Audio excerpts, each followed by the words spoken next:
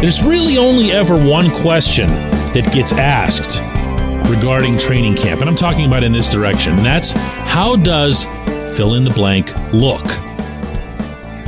Well, the only guy who really matters looks pretty good. Good morning to you. Good Friday morning. I'm Dejan Kovacevic of DK Pittsburgh Sports. This is Daily Shot of Steelers. It comes your way bright and early every weekday.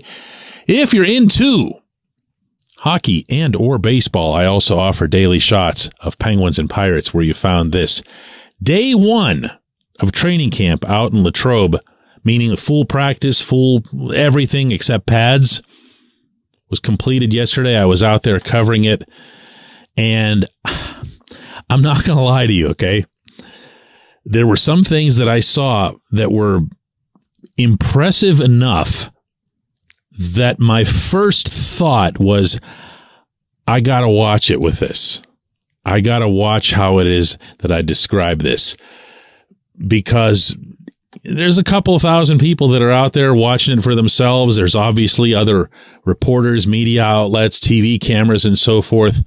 But for the most part, people don't get to see these activities. And the Steelers are so rigid, even though they let you shoot some video, meaning media, as the practice is going along, it's always in what they refer to as singles, meaning they're just doing stuff that's not at a team level.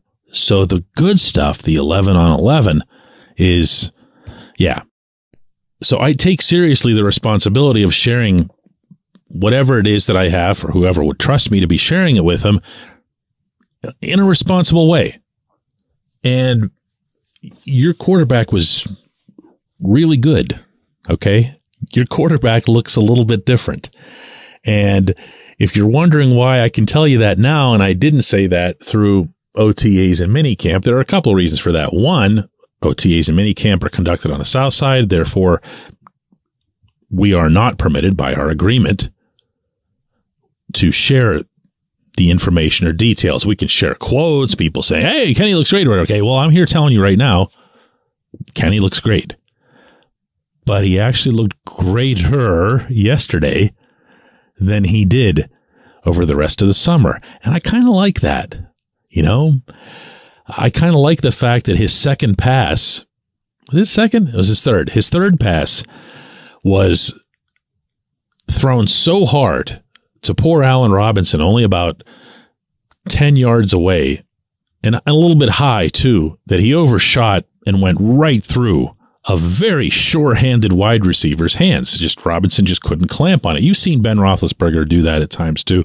He'll just overfire it. And I was thinking to myself, the moment he threw the ball, even before it got to Robinson, he's trying a little too hard here. He's really pushing it. And I thought, he's going to ease up. He's going to start throwing more of those. What did Calvin Austin call those things in minicamp? Yeah, he said he throws a catchable ball. The best thing that you can say about Kenny is that he throws a catchable ball. Well, that almost sounds like you're assessing him a handicap, doesn't it? Like he doesn't throw it very hard, but it's a catchable ball, you know? It's a palatable soup, you know? Well, Kenny's more than palatable, and Kenny does not have an arm that needs excuses. He has an arm. I don't know where this concept, maybe it was the little hands thing during the draft time that had everybody thinking that he couldn't throw a football. He can throw a football. It's not always been particularly laser-like, but that's generally been voluntary. I feel like, especially watching him yesterday, that he wants to knock that out of his system, because as this practice went along, he fired one between the 8 and the 8 on Patrick Freiermuth's chest. I mean, fired it like he might as well have left an indentation there. He fired one that much harder to Connor Hayward, and that was on a rollout throwing back against his body, meaning he rolled out to the right and had to throw back a little bit anyway to the left. It was more straight ahead. He fired, and I mean fired, a pass of about 17 to 20 yards down the left sideline to Deontay Johnson, who came back, made a leaping grab, and then slid after that to stay in bounds. Really, really nice effort by 18. But the pass that Kenny made was not one that he was making in that same situation last year, which isn't to say he wouldn't have completed it. It's just that it would have been one of those, one of those wobblers. Come on, try to picture it with me from the regular season when he would just lay one up for about 15, 20 yards, and it would go up and it would feel kind of sickly, and you'd feel kind of sickly too, wondering what was going to happen to it. And then it would come down somewhere and you'd be like, okay, I guess we can live with that. Apparently he can't. Because that throw to Deontay was in the same mold as what he'd thrown to Freiermuth and Hayward, only in a very different situation. A good bit further down the field, and the first one down the left side. Now, is this real? I have a hard time believing that it isn't. I mean, we've seen now an entire summer of him. We've now seen a day in training camp, 11 on 11, and we've seen, for those of you who really nerd out on this stuff, all those Instagram videos that his personal and private throwing coach is always putting up, and you're seeing some real passes. You're seeing passes that remind you of some of the better quarterbacks in the NFL. Kenny's been asked about his throwing. Kenny's been asked if there's anything that he's worked on. And the only response that he's given, just in case you're wondering if this was all by design or intentional, is that he's gotten overall physically stronger. And you can see that. You can see that. He was signing autographs on his way down the hill, wearing these cut-off sleeves and whatever. You can see he's got bigger arms this year. So it stands to reason that, he's going to be stronger. But it's also obvious, I think, that he's throwing the ball harder, tighter, and with more purpose. He's seeing something and he's blasting it in there, as opposed to putting it up and hoping that the receiver finds it somewhere, which he did a lot last year, and he did a ton while he was at Pitt. We're not going to know any of this, whether or not it counts, whether it resonates, for a while. But for day one, yeah, I'll take that. When we come back, J1Q. Luxembourg, Garbett, Kelly & George. LGKG is a personal injury law firm in Western Pennsylvania that represents people hurt in car accidents or who need help with workers' comp or medical malpractice. When the attorneys at LGKG make you a promise, they keep it. They've been keeping promises in our region for over 80 years. LGKG's been AV rated, the highest rating a law firm can receive, and they've been designated super lawyers. That's actually a thing for over 15 years. It's a rare combination. LGKG has offices in Cranberry, Newcastle, Beaver Falls, Butler, and Elwood City. Learn more about them by visiting lgkg.com or by calling 888-842-5454. LGKG.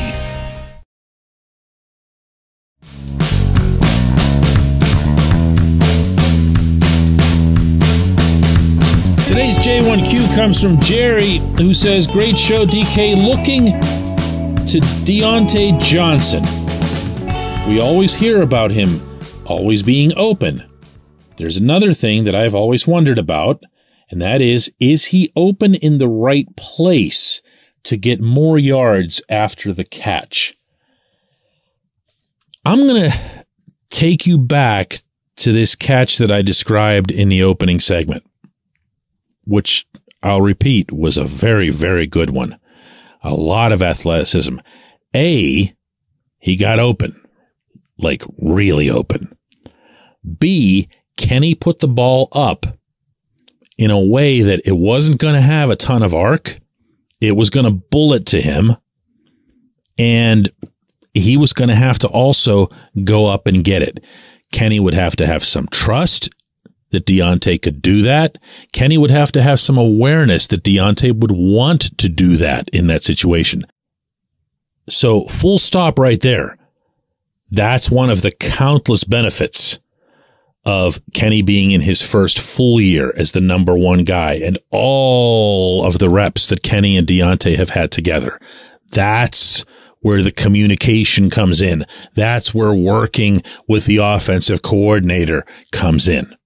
All right, back to where I was. So Dejounte goes up, gets this ball, comes down, and because of the way he was running toward that left sideline, he knew he had to come down in a way that he was going to decisively stay in bounds. So he did that in kind of a partial fall / slide, and he was shaken up for a bit. He was flexing his right knee a little bit, got some attention from the athletic trainer, continued practicing. By all accounts, absolutely nothing wrong with him. Just throwing that in parenthetically. But it was a really, really good catch. And it was a really, really good catch regardless of whether he was going to get yards afterward.